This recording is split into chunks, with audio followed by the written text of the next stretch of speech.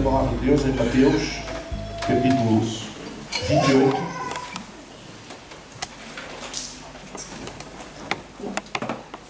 Dois versículos. Mateus 28, 18 a 20 diz assim: Chegando-se Jesus, falou-lhes dizendo: É-me dado todo o poder no céu e na terra. Portanto, ide e ensinai todas as nações, batizando-os em nome do Pai, do Filho e do Espírito Santo, ensinando-os a guardar todas as coisas que eu vos tenho mandado. E eis que eu estou convosco todos os dias, até à consumação dos séculos. Amém.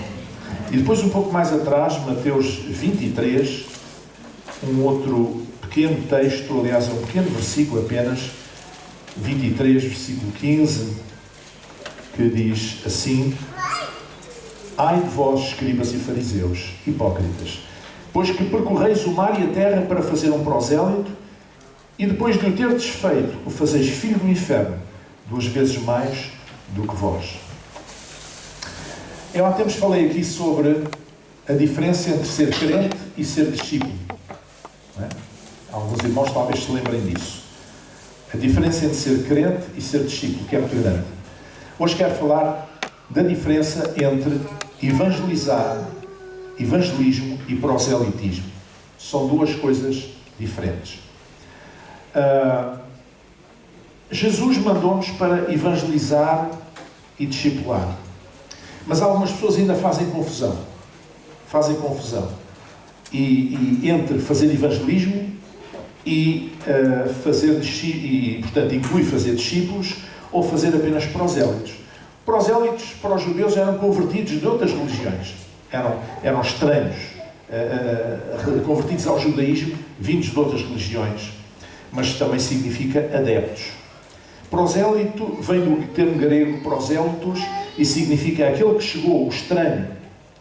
Mas há um outro termo no Novo Testamento, e é esse que nos interessa, que é o termo discípulo, que ocorre 257 vezes no Novo Testamento, e que podemos dizer que um discípulo é aquele que crê no ensino de Jesus, que crê no seu sacrifício em nosso lugar, que recebeu o seu Espírito e que imita o seu exemplo.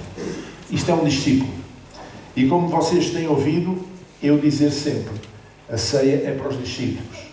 Nós somos chamados a ser discípulos de Jesus. Não somos chamados a ser adeptos de uma religião. Somos chamados a ser discípulos de Jesus. Então eu quero apontar aqui algumas diferenças entre o que é o evangelismo e o que é fazer proselitismo. O evangelismo aponta à conversão a Cristo. O proselitismo aponta apenas à adesão a um grupo religioso, uma doutrina ou uma religião. Se nós lermos com atenção o discurso de Pedro no dia de Pentecostes, ele foi buscar todo aquele passado, porque estava a falar para muitos deles judeus, e os que não eram judeus e que estavam em Jerusalém naqueles dias eram simpatizantes da fé judaica e por isso tinham vindo de muitas partes até Jerusalém para assistir à festa do Pentecostes, a festa judaica. E portanto ele foi buscar tudo aquilo, a história, como Deus se moveu na história até aquele momento, ao longo do Antigo Testamento, mas terminou dizendo: Saiba, pois, com certeza toda a casa de Israel, que é esse Jesus a quem vós crucificaste, Deus o fez Senhor e Cristo. Portanto, a mensagem de Pedro foi, apesar de contextualizada, foi apontar Jesus. E o evangelismo aponta a conversão a Cristo. Aponta Cristo. Ao passo que o proselitismo aponta uma igreja, uma doutrina, uma religião, etc. Essa é a razão porque eu não discuto religião com ninguém.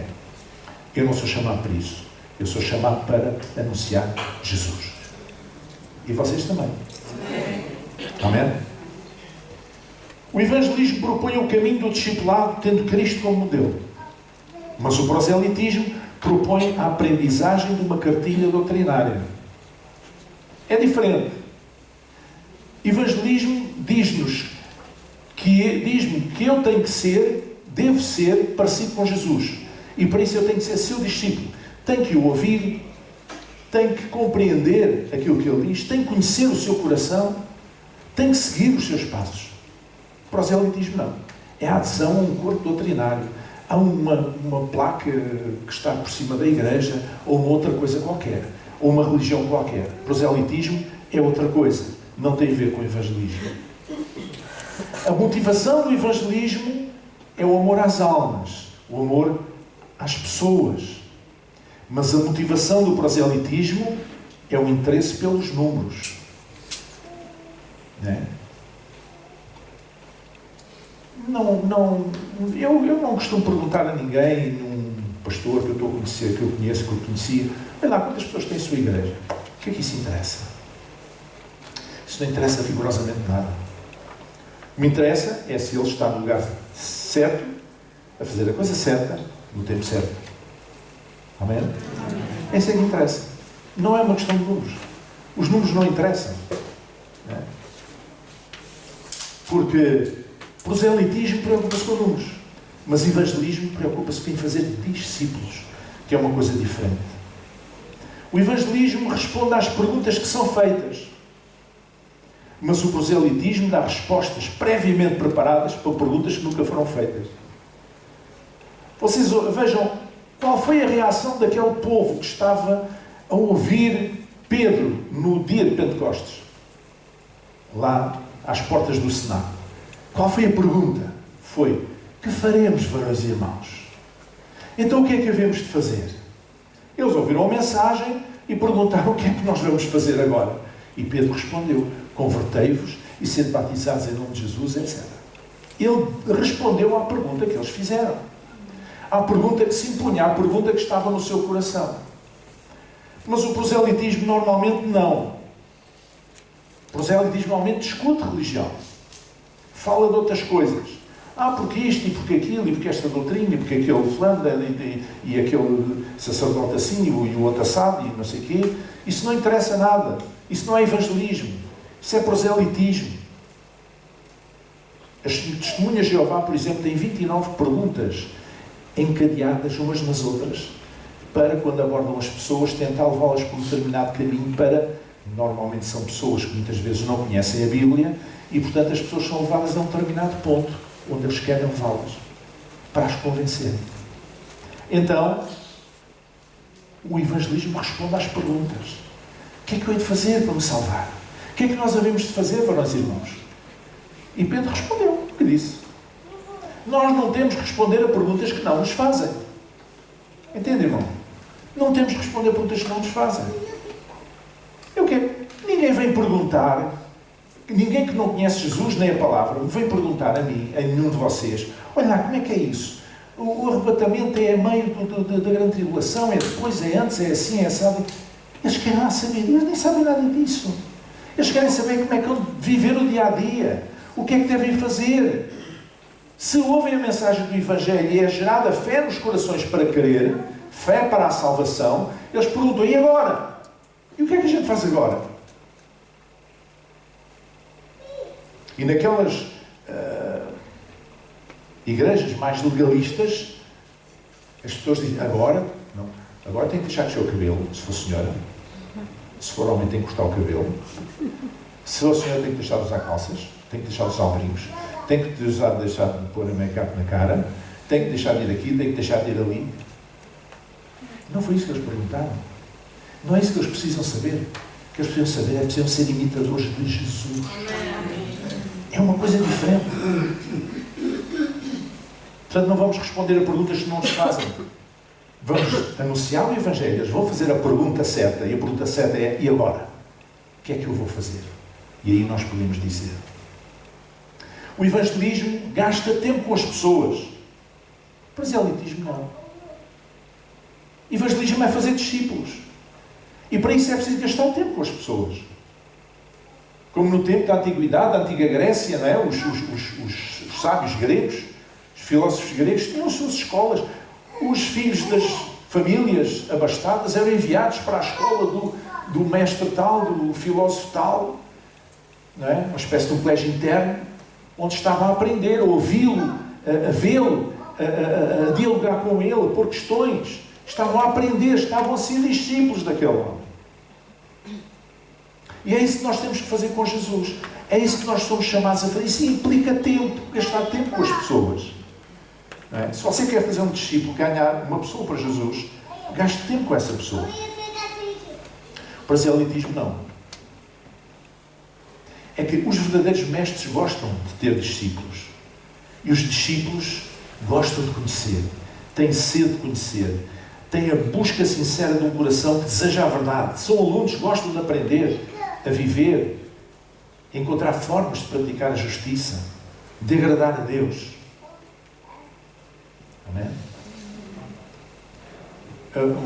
Uma das vezes que eu estive no Brasil, fui convidado por numa das igrejas onde eu estive. O pastor que me fez a agenda foi comigo, fomos lá, fizemos essa viagem, fomos a essa igreja, chegámos antes do culto começar, naturalmente, fomos ter ao escritório do pastor, ao gabinete pastoral, lá estava o pastor, recebeu-nos, muito simpático e tal, conversa. Entretanto, o tempo foi passando e eu comecei a olhar para o relógio, disse assim, bom, já está na hora do culto começar. Nada. Conversa e tal, não sei o quê, papá. Dei um bocadinho, começo a ouvir a música. Começo a ouvir começarem a cantar. O povo a cantar e não sei o quê. Eu olhei para o relógio, já passa 5 minutos, já passa 10 minutos. E o pastor está aqui na boa, como se não fosse nada. Eu achei aquilo estranhíssimo. Quando é que nós fomos? Quando o louvor estava a acabar. Eles deviam ter um tempo certo. E ele sabia, ao fim daqueles 15 minutos ou daqueles 20 minutos, a gente avança. E foi assim. E então o pastor da igreja entrou comigo e com o outro pastor que me acompanhava. E aquilo caiu-me tão mal. Porque, irmãos, eu sou músico. Eu sirvo a Deus na música quando é necessário. E eu achei uma falta de respeito terrível. Um pastor desrespeitar a equipa de louvor que está na igreja e não estar no culto. Porque o louvor é para toda a gente. É para os pastores também. É para todos. Então, mas nós vamos entrar ali agora como se fosse os artistas que aparecem assim. E acendem-se as luzes. Não gostei. Não gostei, não gosto. Ser pastor, fazer discípulos, implica estar com as pessoas. O evangelismo apresenta soluções espirituais. O proselitismo apresenta situações políticas. Lembram-se quando Pedro e João estiveram presos por causa de ter curado um homem que era paraplégico, desde nascença, junto à Porta Formosa? Depois foram presos. E foram ameaçados, etc. O que é que fez a igreja? A igreja fez apenas uma coisa. Orou e confiou. Orou e confiou. E eles foram soltos. Foram ameaçados e tal, não sei o quê, mas mesmo assim eles disseram na cara deles, olha, nós não podemos deixar de falar do que temos ouvido e visto. Tenham lá paciência. Lá os ameaçaram e tal, lá os deixaram ir. Isto é evangelismo. Se fosse proselitismo, o que é que eles iam fazer? A igreja, em vez de orar e confiar, eles iam fazer assim, espera aí, irmãos, vocês conhecem alguém lá na prisão, algum carcereiro, alguma coisa e tal, e um diz assim, mãe, eu por acaso tenho lá um primo que é centurião na guarda do templo e depois eu conheço o outro que é comandante não sei o quê, eu vou falar com ele a ver se ele libera. Nós não precisamos de soluções políticas, nós precisamos de soluções espirituais. Evangelismo apresenta soluções espirituais. A dinâmica do evangelismo produz unidade, comunhão e poder espiritual. Isto é o resultado do evangelismo quando está em prática. Traz unidade, traz comunhão, traz poder espiritual. Já o proselitismo produz desunião e contenda. Você veja o que é que aconteceu naquele avivamento lá em Jerusalém. Era o coração e a alma da multidão dos que criam. E ninguém dizia de coisa alguma do que possuir a sua própria, mas todas as coisas lhes eram comuns. E os apóstolos davam com grande poder testemunho da ressurreição do Senhor Jesus, e em todos eles havia abundante graça. Quando havia evangelismo, havia unidade, havia comunhão, havia poder espiritual, havia alegria. Não é? O Novo Testamento diz que os cristãos iam de terra em terra cheios do Espírito Santo e de alegria. Porque quem serve a Deus serve com alegria. Se você serve a Deus triste, há qualquer coisa que está mal consigo, não é com Deus. Amém? Então, eu lembro-me quando era adolescente, lá em Lisboa, aquela grande igreja onde nós congregávamos, tinha um departamento que fazia distribuição de literatura, chamada CDL, e por vezes havia, alguns sábados, havia um grupo de jovens, de irmãos, que iam a certos bairros, de porta em porta, evangelizar, bater à porta. Tínhamos uma grande concorrência, que era as testemunhas de Jeová, não é? Bater porta em porta, com os folhetos e tal, e lá estava eu com 15 anos, com a Bíblia na mão, ainda tenho lá uma fotografia desse tempo, eu e mais outros com pinchas, e então fomos lá, e eu lembro perfeitamente dessa experiência, que é uma experiência que me deu tanto gozo, tanta satisfação, tanta alegria interior. No entanto, houve portas que não se abriram, houve pessoas que pensavam que éramos testemunhas de Jeová, que nos enxertaram logo, houve outras que ouviram, não é? E receberam a literatura, etc. Mas quando nós estamos a evangelizar, nós estamos centrados em Cristo. Não estamos centrados em nós. Estamos centrados nele. E isso significa que não estamos preocupados connosco. E isso traz alegria, nós podemos servir a Deus. Amém? Por outro lado, há comunidades cristãs que estão constantemente em choque, em confusão, em divisão, a cabeçar uns com os outros, e não sei o quê, e ninguém se entende. Porquê? Porque eles não fazem evangelismo, eles fazem proselitismo. E, portanto, eles estão centrados mais neles próprios do que em Jesus. Estão centrados mais na sua própria pessoa, na sua igreja, na sua denominação, na sua doutrina, na sua história, nos seus pergaminhos, do que em Jesus e naqueles que não conhecem Jesus. O evangelismo provoca temor a Deus.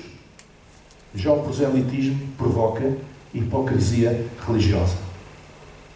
Conhecem a história de Ananias e Safira, não é?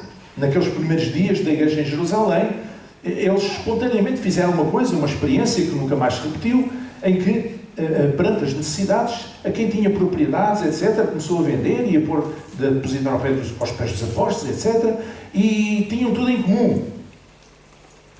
Né? Os comunistas até se aproveitaram para dizer Jesus foi o primeiro comunista, não é? Não tem nada a ver com o comunismo. Tem a ver com uma experiência cristã, localizada no tempo e no espaço, na história, que o Espírito Santo levou, conduziu a fazer daquela maneira, naquele momento. Mas nunca mais disse tal coisa, que se fizesse se repetisse essa experiência. E então, um casal, Ananias e Safira, foram vender a sua propriedade e combinaram entre eles, isto vale, vamos dizer assim, 100 mil euros.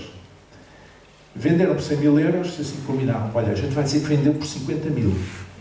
E ficamos com 50 mil para a gente, por sim ou não, ficamos, ok? Combinaram os dois, sim senhor.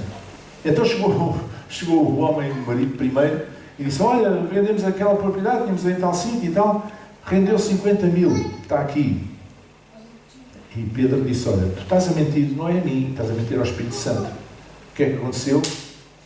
Bateu com os burrinhos na água, morreu, instantaneamente. Depois chegou a mulher. E tal, estavam combinados, não é? Não sei se o meu marido já chegou, é que a gente vendeu a nossa propriedade, 50 mil euros. Pois é, os mesmos que levaram o teu marido vão-te levar a ti também, morreu também. Sabe qual foi o problema? O problema de Ananias e Safira, o pecado? Não foi querer ficar com uma parte da venda. Aliás, ninguém os obrigava a vender e a dar dinheiro. Nem estão, não eram obrigados. Não foi isso. Nem foi tão pouco o ter mentido. Mas foi sobretudo uma atitude de hipocrisia e fingimento. Eles queriam fingir perante as pessoas que tinham entregue a propriedade e dado liberalmente para a obra de Deus. Quando não. Só deram metade. Mentiram. E o proselitismo provoca hipocrisia. As pessoas fingirem aquilo que não são. Nós vemos numa sociedade perfeitamente que vive para a imagem. Não é? As pessoas têm consultores de imagem, os políticos e outras pessoas, pessoas importantes, não é? Notáveis na sociedade, têm consultores de imagem, têm essas coisas todas. E porque as pessoas valorizam muito a imagem que se passa. Mas a imagem não é o mais importante. O mais importante é nós sermos honestos, é sermos sinceros. não é? Diz que houve um temor a Deus, um respeito por Deus. O temor a Deus não é medo, é respeito, é reverência. Naqueles dias, tremendo. E as pessoas faziam as coisas voluntariamente. Não é? E estes quiseram fingir uma coisa que não era. Porquê? Porque eles não estavam centrados no evangelismo, mas estavam centrados no proselitismo. O evangelismo é integrativo. O proselitismo é excludente. Ou seja, o evangelismo inclui as pessoas. E somos lá Atos 6, a instituição dos primeiros diáconos, nós vemos pelos nomes daqueles 7 primeiros diáconos que foram levantados na igreja de Jerusalém, que muitos deles não eram judeus, de origem judaica. O que é que aconteceu? Houve uma murmuração, porque no apoio que se dava às viúvas em Jerusalém, às viúvas pobres, começou uma murmuração na igreja a dizer que umas de origem gentia ou outras de origem judia e que umas eram mais beneficiadas do que as outras. E os apóstolos disseram, não, isto não pode continuar assim, vamos cortar o mal pela raiz, vamos deixar de ser nós a dar a sopa a esta gente, a refeição a esta gente, e vamos criar na igreja pessoas que o façam em nome da igreja, por nossa liderança. E foi assim que surgiram os diáconos. Mas foram buscar diáconos também de origem gentia e de origem judaica. Porquê? Porque a igreja é inclusiva. Amém? Jesus disse o quê? Vinde a mim todos os que estáis cansados e oprimidos, e eu vos aliviarei. Todos. Não é? O Evangelho é inclusivo. Evangelismo é inclusivo. Nós evangelizamos qualquer pessoa. Não evangelizamos certos tipos de pessoas apenas. Podemos ter um dom especial para falar mais com determinado tipo de pessoas, ou grupos étnicos, ou mais com homens, ou mais com mulheres, ou com casais, ou com crianças, ou o que for. Cada um pode ter o seu dom, mas isso não exclui ninguém. Agora, o proselitismo exclui. É excludente, exclui. Vejam o que é que diz lá em Lucas capítulo 7. Porque veio João Batista, que não comia pão nem bebia vinho, e dizeis, tem demónio.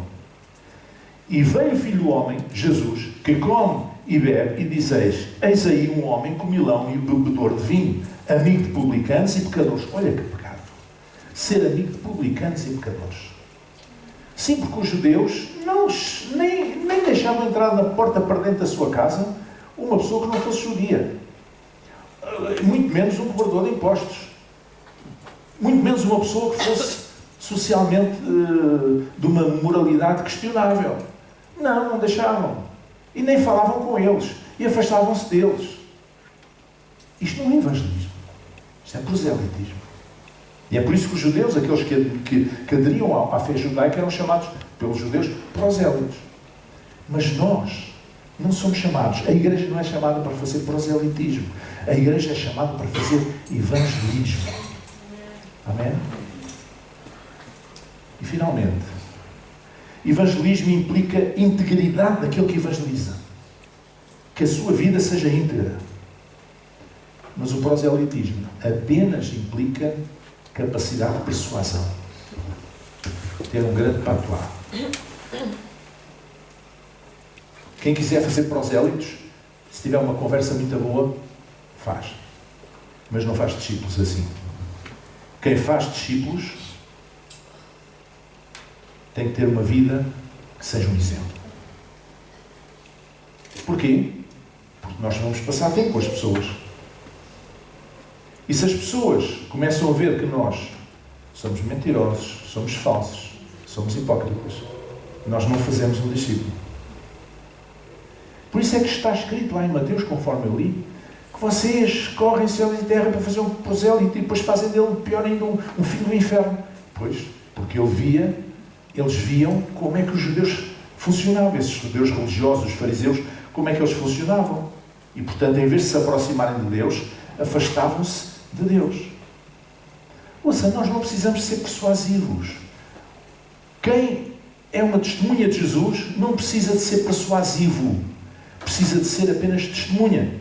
Ponto final. Jesus não disse, ser-me-eis testemunhas persuasivas, muito persuasivas, veio fazer técnicas de persuasão para convencer as pessoas. Não disse nada disso. Porquê? Porque quem convence é o Espírito Santo.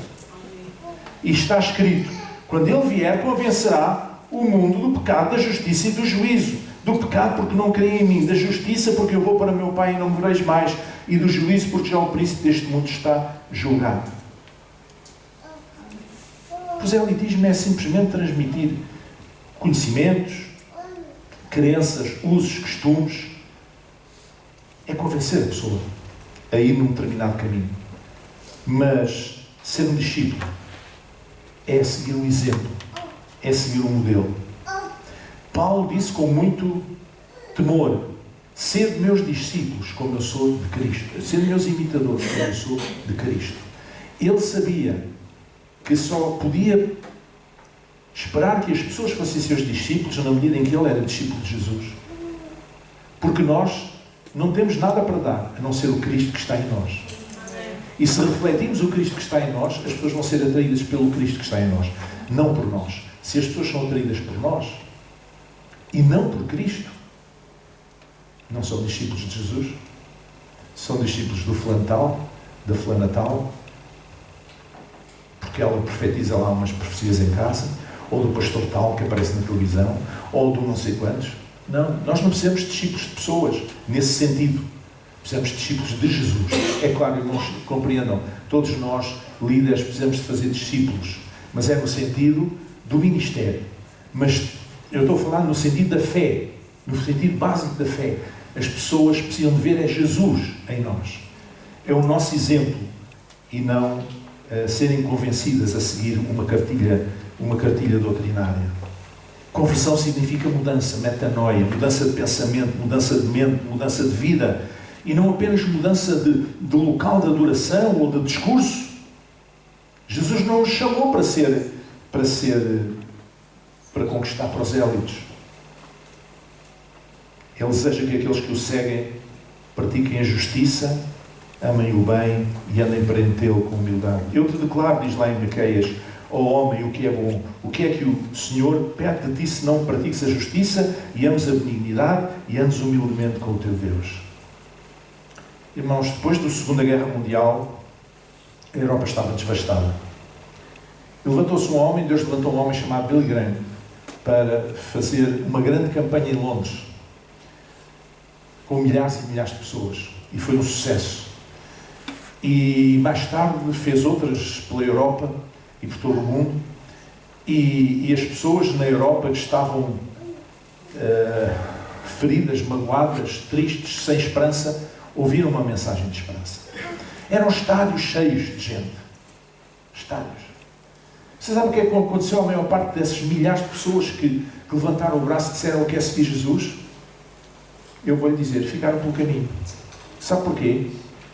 Porque não se transformaram em discípulos. Foram atraídos por uma mensagem que lhes dava esperança, uma mensagem que apontava para Jesus, de facto, mas depois não tiveram o acompanhamento que era suposto as igrejas darem, e que era suposto terem alguém que fosse referência na vida delas, etc. Não. Billy Graham pregou, acabou a campanha, meteu-se no avião e foi para o outro lado.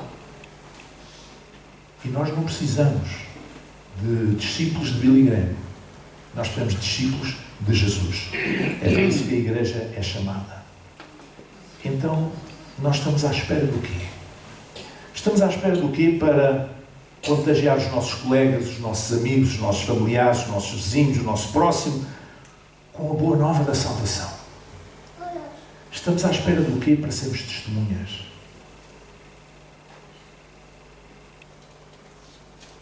É verdade, faltam aqui hoje muitos irmãos, mas esta igreja podia estar a abarrotar.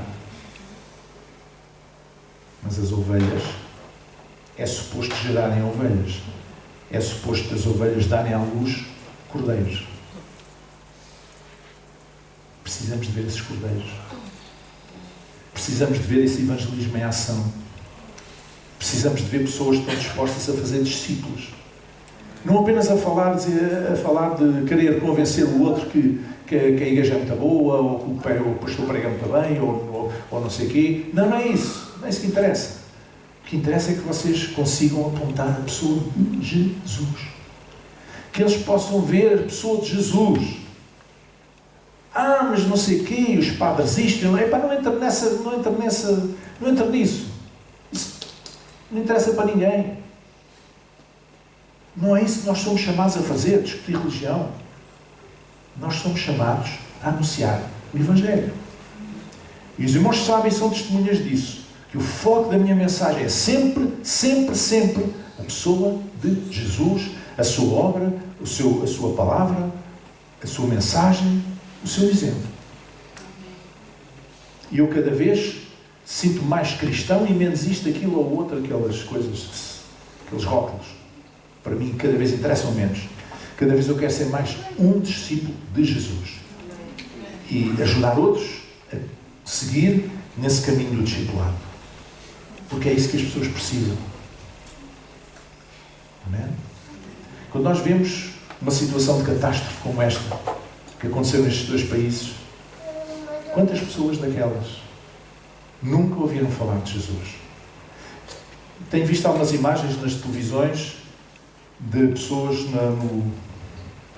na Cordilheira do Atlas, que é mais ao sul de Marrocos, onde praticamente as aldeias foram todas destruídas. Se tinham 40 casas, só ficou uma de pé, ou nenhuma, e morreu imensa gente.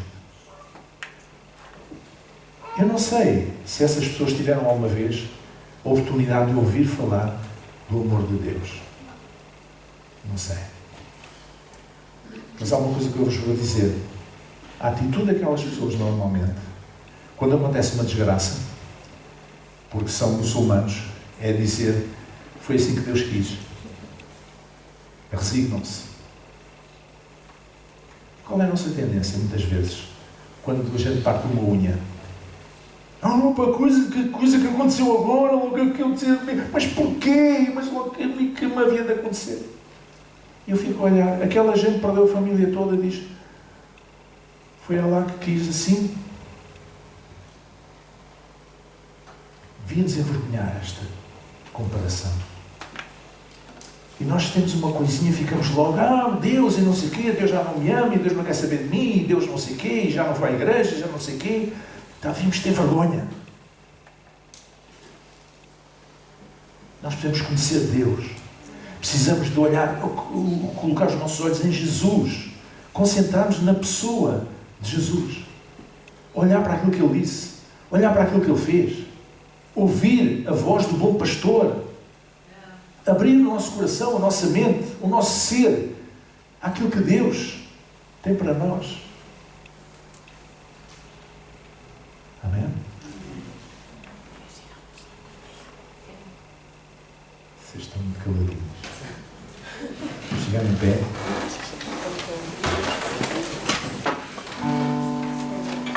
Quem quer ser uma testemunha de Jesus? Levante lá o seu braço.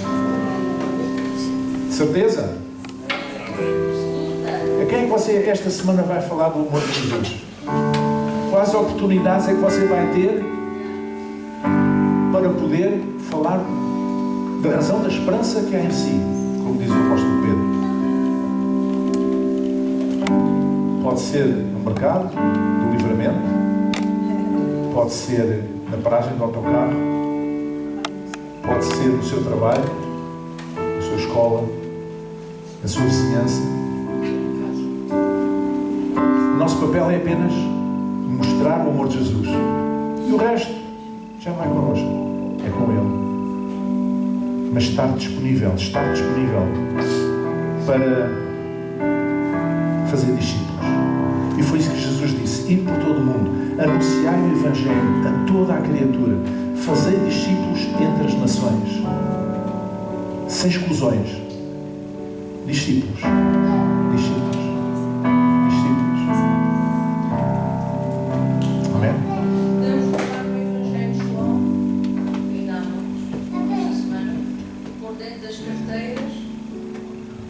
O pastor Suzete está a dar a ideia de sugestão de levar o Evangelho de João, que o Evangelho de João nós temos muitos, pôr na carteira, e surgiu uma oportunidade de dar à pessoa, porque tens sobre a igreja o endereço e informação, e o Evangelho de João, alguma coisa para levar a palavra. As pessoas precisam de esperança, irmãos. Há pessoas a perder a casa, que não conseguem pagar os juros do empréstimo. Há pessoas a dizer mal da sua vida porque estão a ficar sem emprego. Uma série de problemas. E mesmo aqueles que têm a vida que parece estar equilibrada, eles precisam de Jesus na sua vida. Amém?